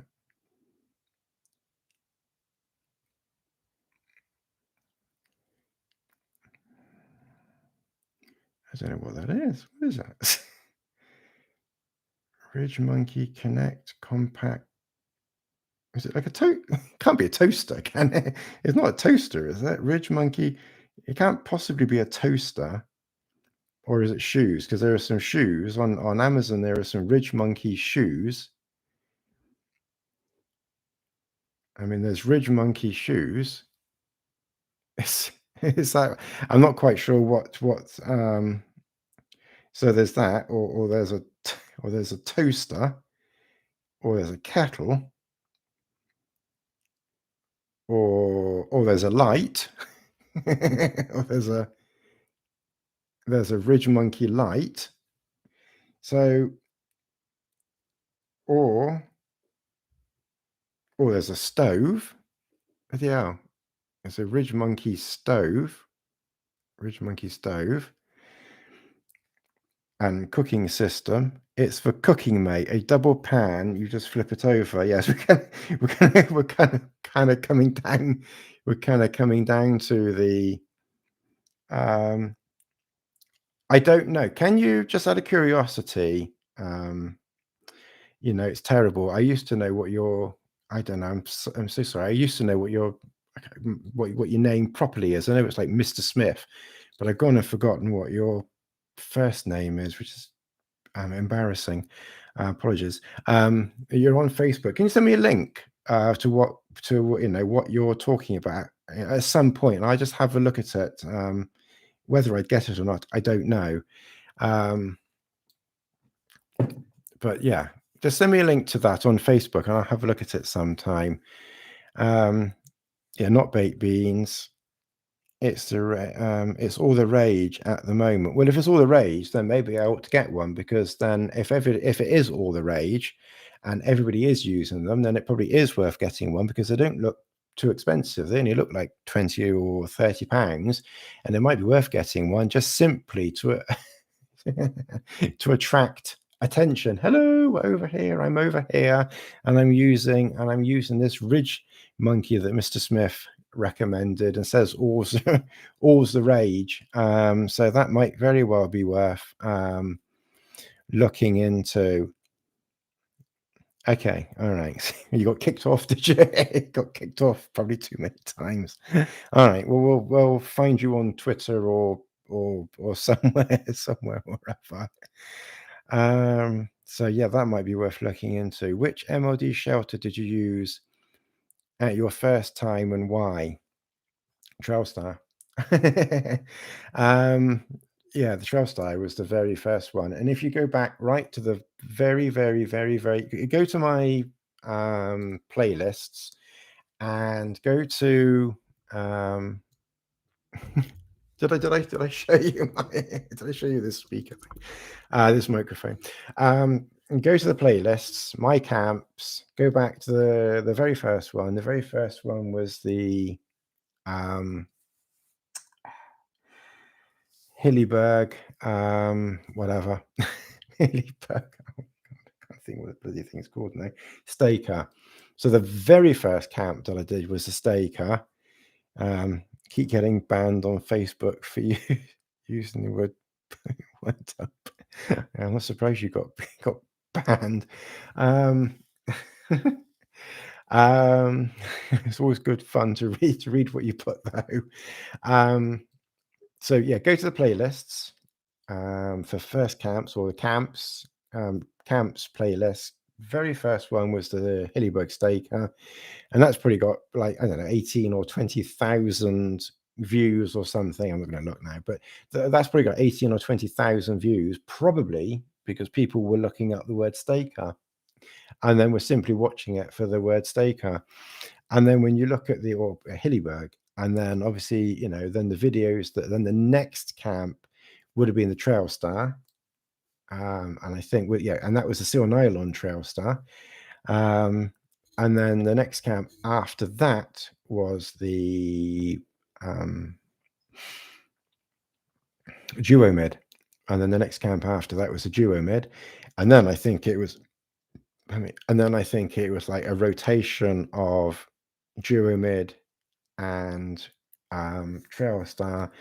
Mostly after that, I think then it was mostly those two, and then I probably at some point then got the Super Tarp, and that probably made an appearance. And then I probably got although I'd already had the Super Tarp the Super Tarp I got before the TrailStar, to be honest. I just obviously didn't camp in it very quickly. And then of course I then got the again, in fact, funny enough, the Solo Grace Tarp, MLD Solo Grace Tarp, I probably got either before, probably even before the TrailStar. The TrailStar wasn't actually one of the first ones I got, because I got buying the tarps before the TrailStar. I know the TrailStar is a tarp, but I got buying the just trying to see how long we've been chatting for. Okay, I really need to try and get going about just before 9, so I'll try and go for half an hour or just a bit less. So I was buying the tarps, in like 2011 and that type of time, because my plan then was, if I was doing a day walk and I just wanted to put a tarp up, then I could put a tarp up and it was raining, and then use it to make a cup of tea underneath. And then I kind of then saw that one or two people were using the TrailStar. If that looks interesting, so I got the TrailStar. But for my very first camp, I just wasn't quite brave enough to take the TrailStar. So that's why I took the Hillyberg Staker. And then I took the TrailStar the second time, the DuoMid the third time. And then I just rotated those two a lot. Never used the Staker again. Maybe once. I may have used it once more. May have used it once more. Sold that one not that long ago, actually. Of course, I got the Namas 3 GT. That video's got quite a few. So it does show that the Hillyberg videos do get more hits than the than the other videos or the MLD videos, because people are searching Hillyberg. So I probably ought to maybe I need to buy another Hillyberg or something. But then they're expensive, they're heavy, and realistically, which one would I get? And is it kind of like, is it realistically worth it at this point? Probably not. Which MLD shelter did you use for your first and why? So basically the TrailStar. The reason why I used the TrailStar rather than the tarps is because, again, back then it was the first camp and I simply was not in a brave enough position to use a tarp. Now I use them probably and enjoy them equally to the TrailStar, maybe even more than the TrailStar, actually, because you can pitch the back really low, the sides really low, especially on the Grace Duo. And you can pitch the front really high. And yes, once you get halfway back, there's no space, but the only space you need is where your head is. So actually, the Grace Duo tarp is a really, really nice tarp. And I sometimes think I would maybe just try it in the winter, but it's maybe just a little bit too maybe a bit too exposed. And obviously if the wind did do a 180, but then you've got the same problem with the TrailStar. The advantage of the TrailStar, of course, is you can smooth the door around, whereas if the wind did a 180 and a tarp, you're stuck somewhat. So the TrailStar was the first one I used, and obviously I used that one because it was lightweight. It gave you protection on four sides, and an absolute shed load of space, inside. Obviously you work around the pole a bit and that type of thing. But yeah, so like I said, the second camp that I did was in the TrailStar, and I had Bess back then. Jesus, it's so long ago. I can't believe how long ago some of this stuff is. It's just ridiculous, really. So it's for cooking, mate. Yes, so we'll think about that one. Never forget you're comparing the SuperMid to the Acto. Funniest comparison ever. Would like more of that. Yeah, that would be, because I did the comparison of the Acto and the SuperMid. The bizarre thing is with that, I mean, it was absolutely brilliant. I mean, I was laughing my blooming ass off, doing that, and the people that understood it, found it funny. But there are quite a few people like that. It's got quite a few dislikes on it. I don't know whether people are like the Hillyberg fans and couldn't get the irony of it, or whether just don't have a sense of humor, or what. I'd actually like to do more like that, because I've done the I've done at least one other one, didn't I? Because I did the I did the poncho. I did the MOD poncho versus the Namos 3 GT. And that actually, so that might have been like last year or 2 years ago now. So that was probably the last time I used the 3 GT, was when I did that video. So that, the Namos 3 GT versus a poncho, which is crazy. Of course the poncho wins, obviously. And I can't remember if I've done another one or not. But yes, they're really, really good fun, and I really must. It sounds like I'm picking on Hillyberg, really, but we know that Hillyberg's brilliant. So if people haven't got a sense of humour, then that's their problem. So, but yes, I ought to do another one like that, because that was good fun. I must admit, I definitely need to do more of those. Even if people don't get it, that's their problem. So all the rage. I'm not on Facebook. Okay, so I think we've kind of like caught up with with comments. So I hang around a little bit longer. I just have a sip of water, just wet my whistle, as it were. I think if I think of something else to say, otherwise I'll get going soon-ish. But I will hang around for another 5 minutes or so, just on the off chance anyone. No, I've never had the little star, and I don't think Ron does the little star. And he did like the big star, didn't he? But no, I never got those. I like thought about it. But then I thought, well, I like lots of space. And I kind of thought, well, it's probably not really worth getting. And you probably would struggle pitching it enough to the ground where I camp on Dartmoor that, that it would even really work. So, probably where it would have worked is in the forest and you haven't got any wind. For those bait beings that Mr. Smithy was talking about earlier on. A poncho comparison. I thought that was the trailer for the second Full Monty film. I did a poncho video where I actually do a video on the MLD poncho, but then I have done a poncho versus the Namos 3 GT. That was a couple of years ago, and now I did that one. But I think that's the only because I did the Acto versus the Supermid. Then I think the joke with the Namo 3 GT against the poncho. I think the joke with that one was I was thinking, well, because the little Acto, couldn't quite win against the big hilly, against the big Supermid. The joke was, let's bring out the biggest Hillyberg tent that I have, the 3 GT, and then put it against the smallest, most ridiculous MLD product that it is possible to camp with, the poncho, and see which wins. And well, you know which one's going to win, don't you? But that was quite good fun as well. But yeah, I must do another one. On that. Would you recommend the TrailStar versus DuoMid, or does it depend on where and when? I have a long time ago done a video.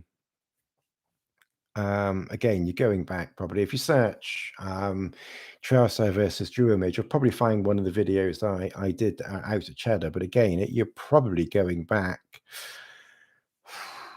I don't know, 5-6 years since I did that video. It's a long time. I probably have to do another video on that, and I will try and do a video, more videos on the Cuban TrailStar versus the the new Seal Nylon new Seal Nylon TrailStar as well.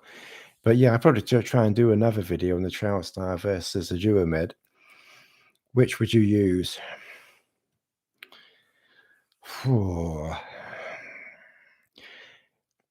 Yeah, it kind of depends what you're doing, really.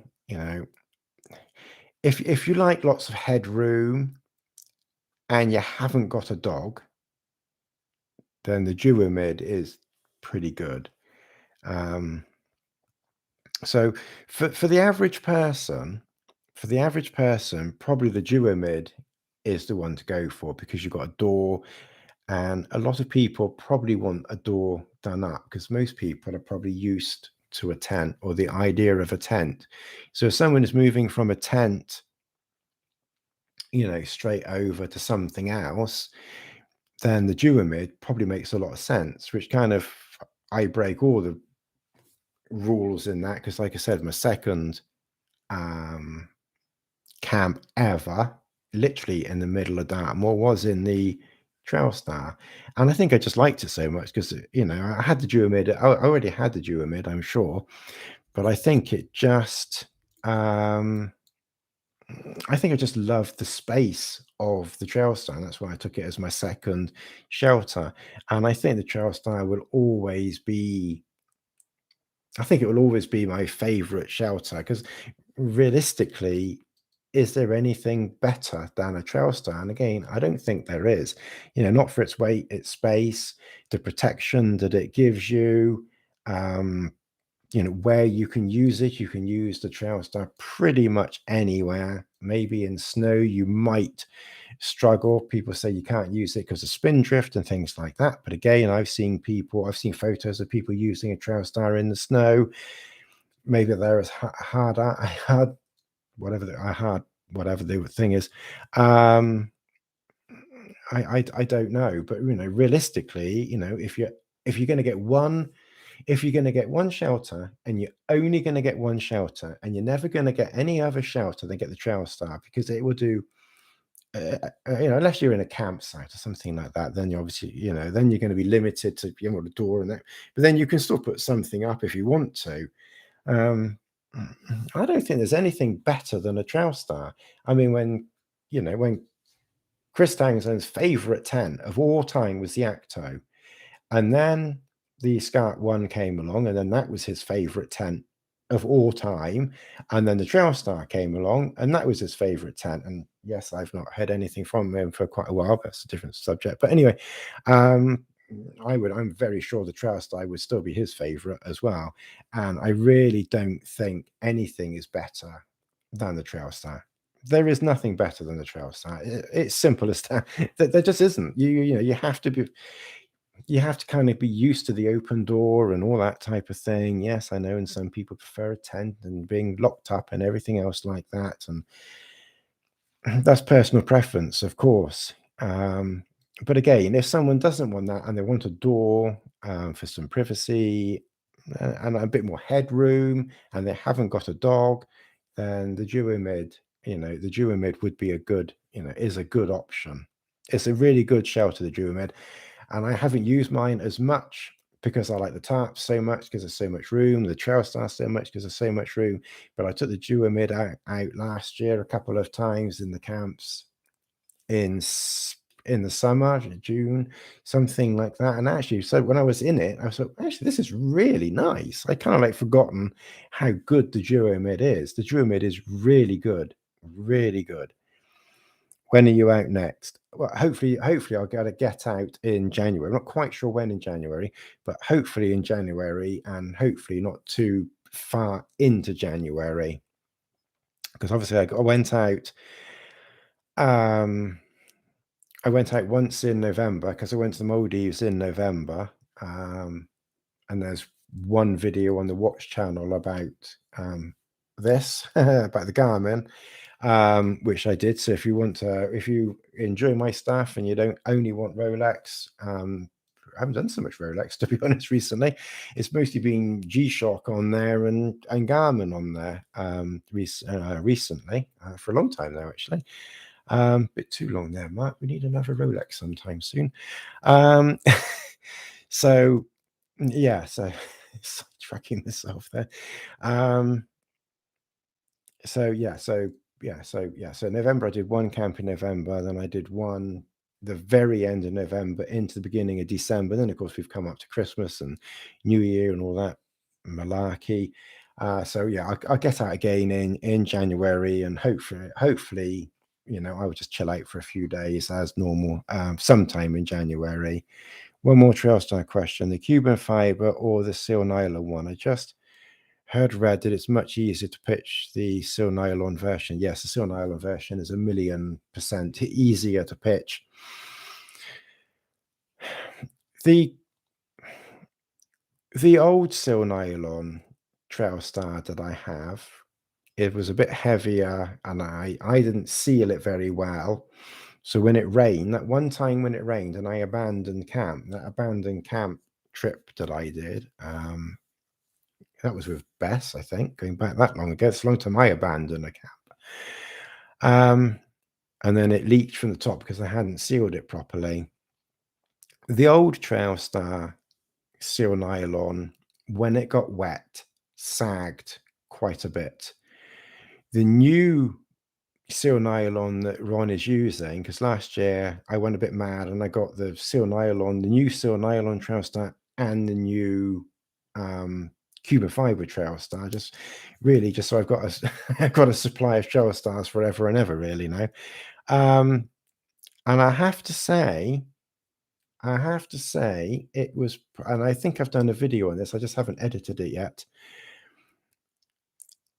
To my mind, the gap now between my love of the Cuban TrailStar and the new Seal Nylon TrailStar is now very, very close.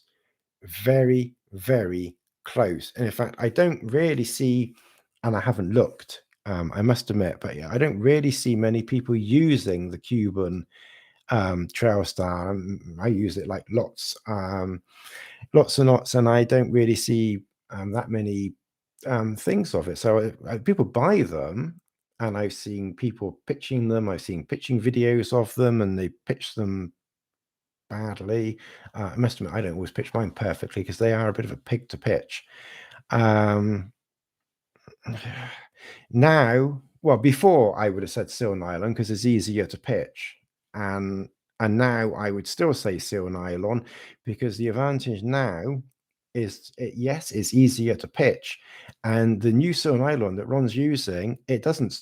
I mean, I used it when I was in the Lake District. I took it then because I wanted to give it a good try in the Lake District. That first camp that I did in September, and it rained nearly the entire time that I was there, and there was not 1 millimeter of sag in that.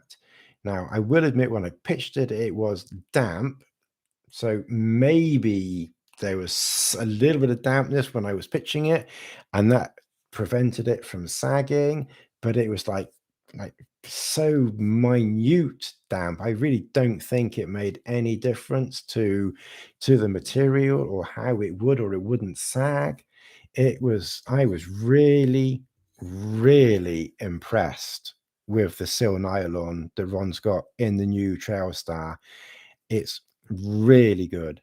And I have to say, I think if you're looking to get a TrailStar now, I would still recommend, unless unless you're a bit mad like me and just want the Cuban fiber because you just like Cuban fiber, and I just like Cuban fiber. Um, I just like Cuban fiber in a shelter.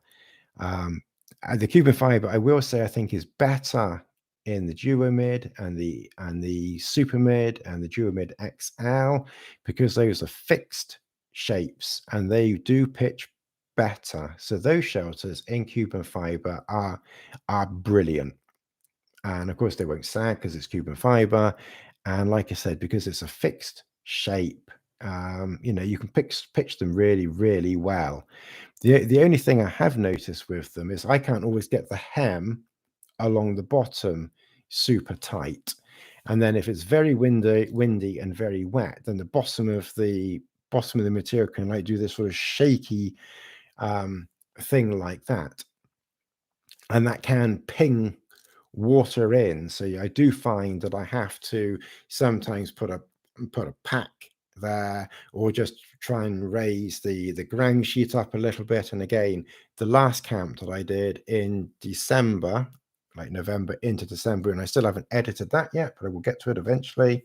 I actually show you that because I show everything. I mean, I don't hide anything. I try to show every single thing. I try to show every single thing so you can see exactly what it is. And I did notice with that when it was very, very windy and raining a lot, that rain could be pinged in when the bottom of the Cuban fiber, because you can't get it tight always. So I was finding I'd have to put a pack there, which is fine. It's easy. You can still work around it. It doesn't matter. You just use what you've got to mitigate those little drawbacks, as it were. So in your instance, you do not like Cuban fiber. You're not as bad as me. I'm definitely completely potty. Yeah, I mean, generally speaking, like I said, unless you have to have Cuban fiber, and I do like it. Like I said, in a rigid shelter, DuoMid, that type of thing, I think it is really good and potentially better than Seal Nylon. But yeah, I think with the TrailStar, unless you are a bit mad and you really want it in Cuban fiber, the TrailStar, get the seal nylon because it pitches easier. And like I said, now the seal nylon that Ron is using, whatever it is he's using, I don't know, but it is freakingly good, and it didn't sag at all. It was brilliant, absolutely brilliant. So probably now, if I had one shelter only up until now, it would have been the Cuban TrailStar. Now with this new seal nylon, material that Ron's got, probably my one shelter now, I don't know, it's 50-50. It's that good. It's that good now. It's that good. It's 50-50 now. Smithy, always warts and all with Tony. Definitely show all the warts and everything. Don't leave anything out. Get my pole out. get the biggest erection out that I possibly can, or anything like that. So I'm gonna have a sip of water. I'm gonna have to get going in a minute because it's 10 to 9 here, and I've got to think about eating in a minute. So if you've got any other questions, post them in the next few seconds. Otherwise, I will get back because we've been chatting for nearly 2 hours and it's been really enjoyable.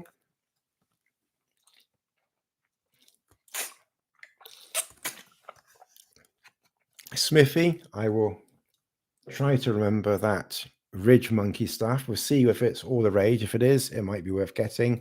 That might be worth looking into.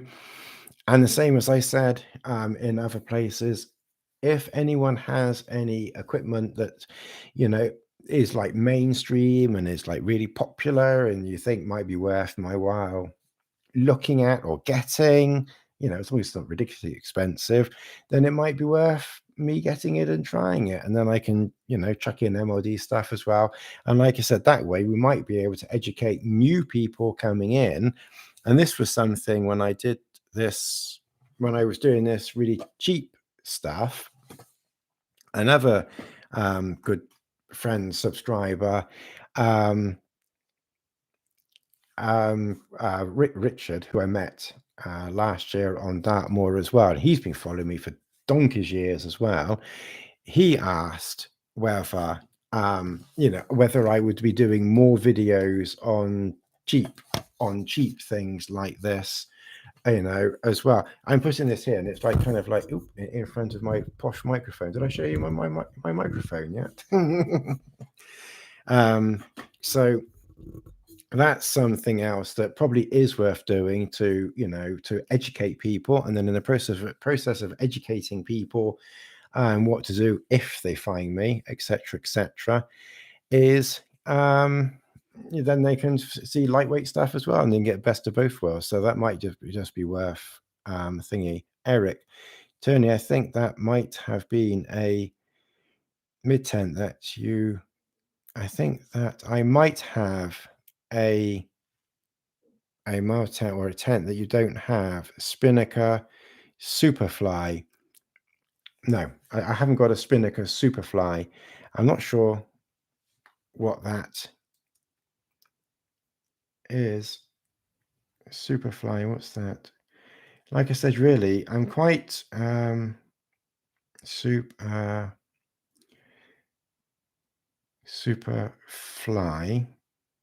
That's coming up with films and things like that. Spin. Oh, my eye. Spin a car. Oh, it's strange, isn't it? Spinnaker. That's odd, isn't it? Spinnaker watches. That's strange. They're not cheap either. That's worth over £1,000. MLD Superfly. Oh, it's an MLD Superfly. What's that then? I haven't got a Superfly.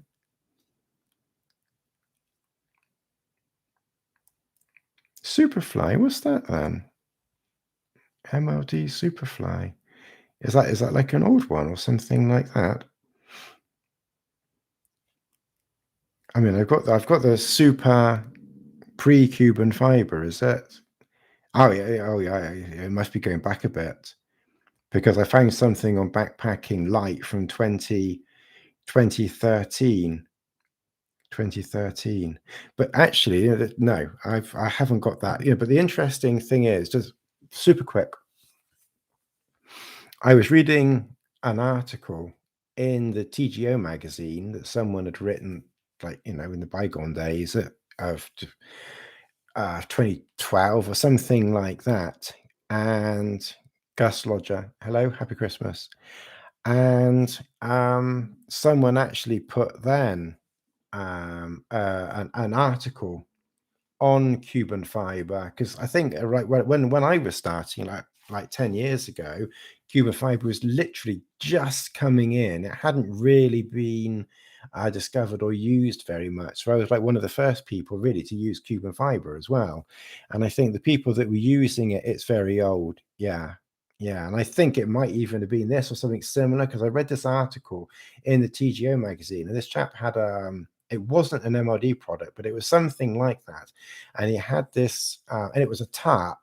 And in the picture, this is it's one of my very few Z-Pack items. And this is so old now, but you can see this is what does happen with Cuban fiber. Eventually, bearing in mind that I use this for my cooking pot every single trip. So it's, it's starting to show its age a bit now. But we did this article I'm sure it's a TGO magazine, and he was talking about how good Cuban fiber was, but whoever had made that Cuban fiber tarp had stitched it in such a way that the stitching was starting to actually pull apart, because obviously now these days Cuban fiber is stitched much better. Good to hear I'm not the only one who says Z-Pack. Yeah. well, we're English, aren't we? So we're bound to say, we're in England, we're bound to say Z-Pack, not Z-Pack. We don't have zebras, we have zebras. There's stripy things in Africa. They're not zebras, they're zebras. And we don't cross a zebra cross. Actually, we do cross a zebra crossing, don't we? Anyway, no, but Z-Pack. Oh, I've forgotten what I said now. Anyway, Z-Pack, yeah, Z-Pack. Z-Pack, zebra crossing. Yeah, zebra crossing. I say zebra crossing. I don't say zebra crossing. I say zebra crossing. So yeah, so going back to as well with that, yeah, it's this is what does happen with Cuban fiber in time. It starts to get threadbare and stuff like that. So it's not made to last forever. It will slowly disintegrate on you. You can still use it for this. Obviously, it wouldn't be any good as a tent or something if it was in that state. So yes, yeah, I kind of got distracted and sidetracked myself a bit there, but I think I think I kind of answered where we were going. But no, I don't have one of those, because basically I think I came in when Ron was like specializing with Cuban fiber, because I think Ron, plus maybe Z-Packs as well, I think they were the first ones to start specializing with Cuban fiber, and it just seemed like really, really interesting stuff to me. And I've always like quite expensive stuff too, and it just looked good and interesting, so it kind of just caught my attention. Enjoy your videos a lot. Thank you for your great job. Love your dog and the relaxed way you do your videos. Great pleasure to follow you. Thank you very much. Thank you. I try to keep it fun and relaxed and everything like that. And like I said, if I do other videos on some of this more mainstream stuff, then I'll just be doing that, but it's still going to be the same. I can't see me changing. Good to see everyone. Yeah. Okay. Right. I better disappear. Well, that's been nearly just over 2 hours of chatting. God knows what I'm going to talk about next time. But thank you very actually soon run out of things to talk about. But thank you very much for, and then when I run out of things to talk about, then I should have my microphone. I wonder what to use it for then. There's a big thing here to hold on to. I don't know what to do with it. Right. Okay. enough of the smut. I will see you again sometime in the next, I don't know, 2 or 3 weeks. Hopefully on here. Can we say? Unfortunately, she's in the garden, so I'll have to catch her next time that she's. Well, I'll bring her in. I'll bring her in another time, and I'll try and do a live stream from the tent, and then you can see her. Um, you can see her then. She's running around in the garden or something at the moment.